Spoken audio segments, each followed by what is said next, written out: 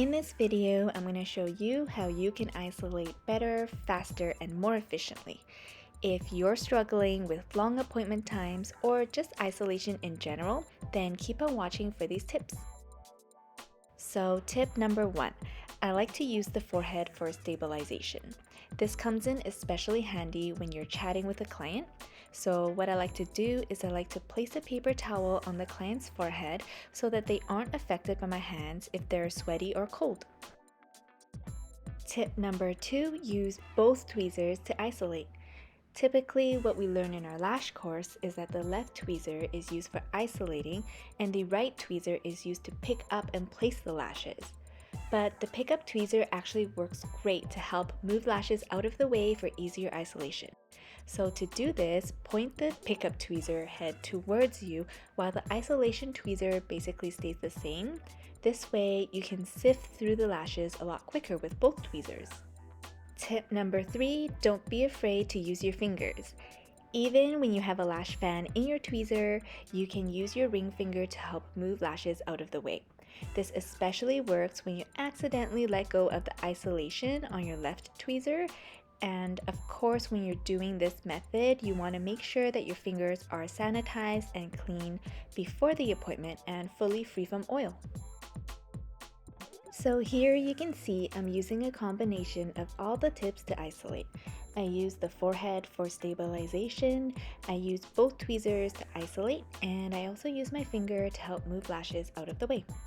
With practice, this will come as second nature and will really help speed up your appointment times. Tip number 4, the tape back method. This method exposes the lower layer of the lashes, and as you can see, it gives so much space between each lash so that you don't have to work so hard on isolating.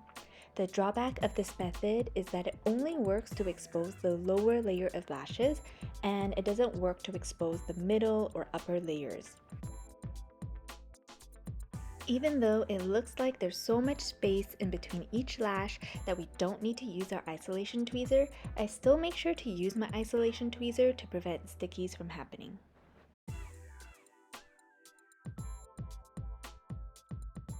When using this method, you need to make sure to use pain-free removal tape so that you can easily remove it without pulling any lashes out. I like to cut the tape into thinner strips because I find it a lot easier to remove. So when I'm done, I just gently remove both sides of the tape and gently push the lashes off.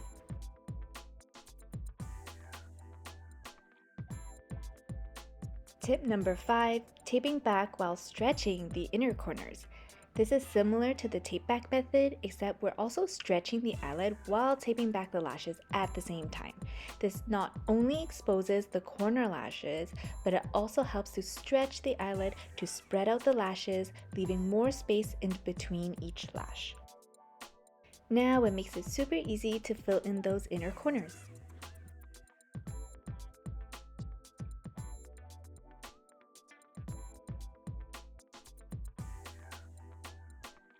And of course, what you can do with the inner corner, you can also do with the outer corner.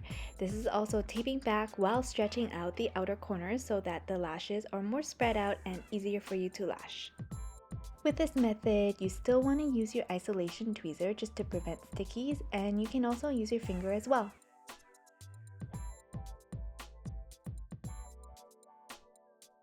I hope these 5 quick and easy tips helped you with isolating better, faster, and more efficiently.